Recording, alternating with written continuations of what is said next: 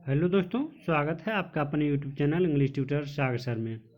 दोस्तों, आज के इस वीडियो सेशन में मैं एसएससी जीडी के सारे पोस्ट के जॉब प्रोफाइल के बारे में बताने वाला हूं कि एसएससी जीडी के जो भी कांस्टेबल होंगे उनके दायित्व क्या होंगे, उनकी जिम्मेदारियां कौन कौन सी होंगी, कौन कौन से कार्य उनको करने पड़ सकते हैं। तो सारे पोस्ट में एसएससी जीडी के जितने भी पोस्ट हैं, SSB, BSF, CISF, Assam rifle, ITBP, NIA, SSF, मतलब जितने भी पोस्ट हैं सारे पोस्ट को मैं एक एक करके बता रहा हूँ उनका जॉब प्रोफाइल क्या है।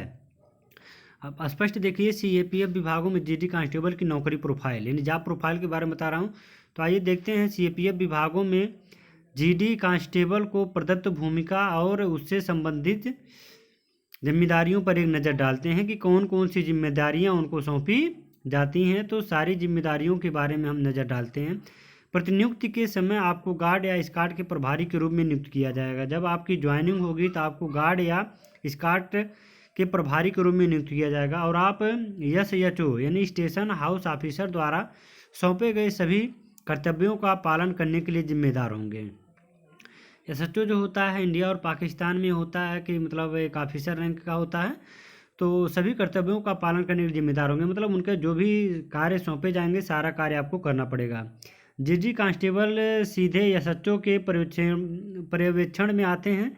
जीडी कांस्टेबल जो भी होंगे सारे एसएचओ के सुपरविजन में ही आएंगे, इसलिए एसएचओ द्वारा सौंपा गया किसी भी कार्य या कर्तव्य को जीडी कांस्टेबल द्वारा किया जाना होगा और एसएचओ द्वारा जो भी कार्य सौंपा जाएगा, जो भी कर्तव्य करने के लिए कहा जाएगा, वो जीडी कांस्टेबल को उसको कंप्लीट करना होगा। असिस्टेंट सब इंस्पेक्टर और सब इंस्पेक्टर की अनुपस्थिति में जीडी कांस्टेबल समग्र गतिविधियों के लिए जिम्मेदार होगा। यदि असिस्टेंट सब इंस्पेक्टर और सब इंस्पेक्टर नहीं रहते हैं तो उस स्थिति में जीडी कांस्टेबल सारी गतिविधियों को ही देखने के लिए जिम्मेदार होंगे। और आपके पास किसी भी मामले की जांच और पूछताछ करने का अधिकार होगा। यदि आपको सब इंस्पेक्टर आपको ऐसा करने के लिए कहता है तो आप किसी भी मामले की पूछताछ किसी से भी कर सकते हैं। यदि आपको सब इंस्पेक्टर अपने एक प्रतिनिधि के रूप में भेजता है, यानी आपको आदेश करके भेजता है कि हाँ आप जाइए और फला आदमी से पूछताछ कीजिए, तो आप इतना कर सकते हैं। ग्रामीण और शहरी इलाकों में स्टेशन राइटर के सभी कार्य भी जीडी कांस्टेबल की भूमिका का हिस्सा होता है और ग्रामीण हो या शहरी इलाका हो, सब में स्टेशन राइटर का जो कार्य होता है वो जीडी कांस्टेबल की भूमिका का हिस्सा होता है। तो आइए देखते हैं कि कार्य क्या क्या है।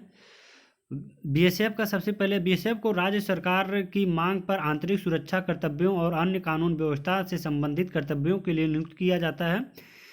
केंद्रीय सशस्त्र पुलिस बल होने के नाते इसे अपने संबंधित आज्ञा क्षेत्र के अलावा किसी भी अन्य स्थान पर पुलिस कर्तव्यों को निभाना होता है। बीएसएफ द्वारा निभाए जाने वाले प्रमुख भूमिकाएं निम्न हैं। कह रहा कि मतलब बीएसएफ एक राज्य सरकार की मांग के द्वारा आंतरिक सुरक्षा कर्तव्यों और कानून व्यवस्था को बनाए रखने के लिए इसकी पोस्टिंग होती है। तो उसके कौन कौन से कार्य हैं, उस कार्यों को बारे में बता रहा हूँ कौन कौन से कार्य करने पड़ते हैं। पहला है भारत पाकिस्तान और भारत बांग्लादेश सीमा की रक्षा, बीएसएफ के द्वारा ही होती है। सीमावर्ती इलाकों में रहने वाले लोगों के बीच सुरक्षा की भावना को बढ़ावा देना।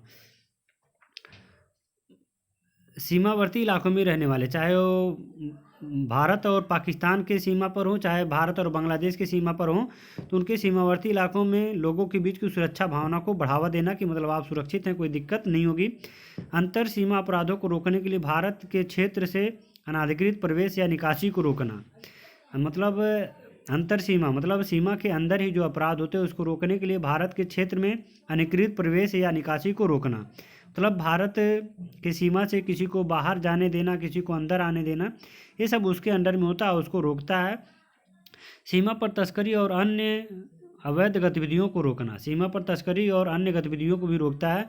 घुसपैठ रोकथाम से संबंधित कर्तव्य, ट्रांस सीमा में खुफिया जानकारी इकट्ठा करना और कई सारी खुफिया जानकारी इकट्ठा करना होता है। अब देखते हैं सीआईएसएफ का क्या क्या होता है। सीआईएसएफ द्वारा निभाई जाने वाली प्रमुख भूमिकाएं निम्नलिखित। पहला है विभिन्न पीएसयू और अन्य महत्वपूर्ण बुनियादी ढांचों को सुरक्षा प्रदान करना।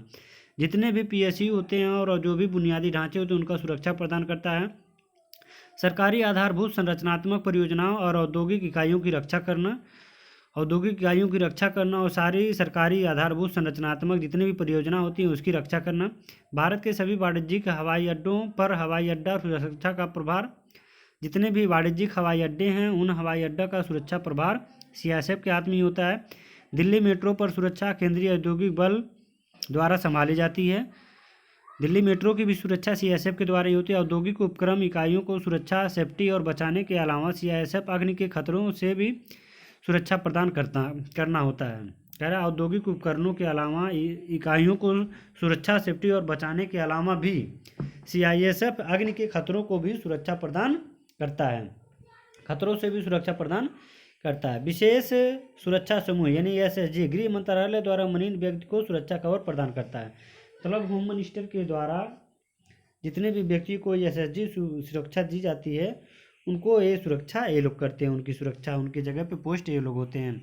और वह है सीआरपीएफ। सीआरपीएफ देश का सबसे बड़ा अर्धसैनिक संगठन है, देश का सबसे बड़ा अर्धसैनिक संगठन है और यह सक्रिय रूप से भारत के हर हिस्से की आंतरिक सुरक्षा की देखभाल करता है। भारत के लगभग सभी हिस्से का देखभाल करता है और यह संगठन भारतीय शांति देखभाल बल और संयुक्त राष्ट्र शांति मिशन के हिस्से के रूप में विदेशों में भी काम कर रहा है।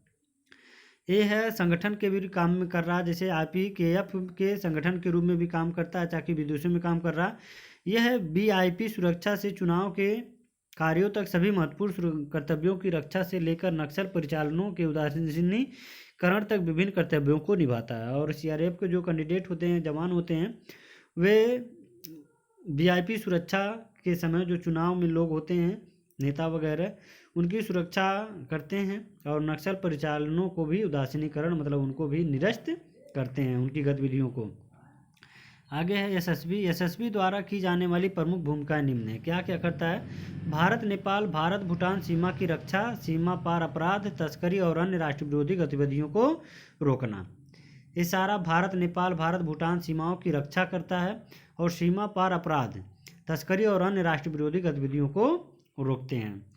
उसके बाद है आईटीबीपी। आईटीबीपी एक बहुआयामी बल है जिसमें मुख्य रूप से 5 कार्य होते हैं। कौन कौन से कार्य होते हैं? भारत और चीन के बीच सीमा की रक्षा करना, लद्दाख से अरुणाचल प्रदेश तक भारत और चीन के बीच की जो सीमा है उसकी सुरक्षा करना, जो है क्या, लद्दाख से अरुणाचल प्रदेश तक।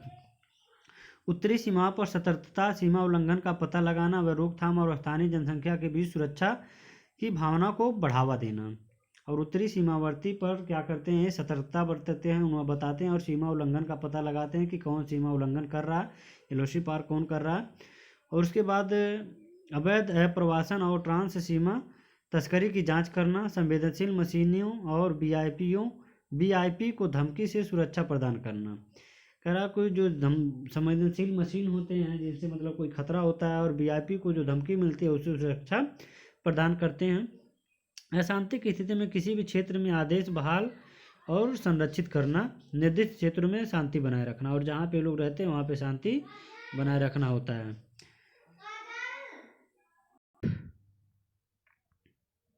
इसके बाद है आसाम राइफल जनरल ड्यूटी के लिए। आसाम राइफल 46 बटालियन और इसमें संबंधित कमांड एक प्रशासनिक बैकअप के साथ एक शक्तिशाली संगठन है। इसे मंत्रिपरिषद समूह GOM समिति द्वारा भारत म्यांमार सीमा के लिए सुरक्षा बल के रूप में नामित किया गया है और यह इस सुरक्षा बल की मुख्य खुफिया एजेंसी भी है। यह भारतीय गृह मंत्रालय MHA के नियंत्रण में है और वे कई भूमिकाएं रखते हैं जो निम्नलिखित हैं। पहला, काउंटर विद्रोह और सीमा सुरक्षा संचालन के माध्यम से सेना के नियंत्रण में आंतरिक सुरक्षा प्रदान करना, आपातकाल के समय में नागरिक शक्ति को सहायता प्रदान करना, दूरस्थ क्षेत्रों में संचार, चिकित्सा सहायता और शिक्षा का प्रावधान करना, युद्ध के समय यदि आवश्यक हो तो पीछे के क्षेत्रों को सुरक्षित करने के लिए एक युद्ध बल के रूप में भी कार्य करना होता है। उसके बाद है एसएसएफ मतलब होता है सेक्रेटेरिएट सिक्योरिटी फोर्स यानी सचिवालय सुरक्षा बल। एक मुख्य सुरक्षा अधिकारी के तहत गठित किया जाता है जो पुलिस उपायुक्त के बराबर होता है। यह पुलिस कमिश्नर के ही बराबर होता है और यह इकाई सचिवालय परिसर में प्रवेश देने ना देने के लिए जिम्मेदार है। सचिवालय के द्वार और परिसर के अन्य स्थानों पर गार्ड की पोस्टिंग, आंतरिक अनुशासन का रखरखाव, वाहनों की प्रविष्टि और इसकी पार्किंग, सचिवालय संपत्ति की सुरक्षा और सचिवालय परिसर में से सामग्री निकालने के लिए विनियमन इत्यादि इसकी जॉब प्रोफाइल का हिस्सा है। मतलब ये सारा कार्य करते हैं। उसके बाद है लास्ट है एनआईए भारत में केंद्रीय काउंटर आतंकवाद कानून प्रवर्तन एजेंसी के रूप में कार्य करता है। और इस तरीके से दोस्तों मैंने एसएससी जीडी के सारे पोस्ट की जॉब प्रोफाइल के बारे में बता दिया। सैलरी के बारे में मैं अगला एक वीडियो बनाने वाला हूं। दोस्तों यदि आपको ये जानकारी पसंद आई तो प्लीज़ चैनल को सब्सक्राइब करके बेल आइकन जरूर प्रेस कर लें, ताकि आपको समय समय पर सारी जानकारी मिलती रहे। धन्यवाद।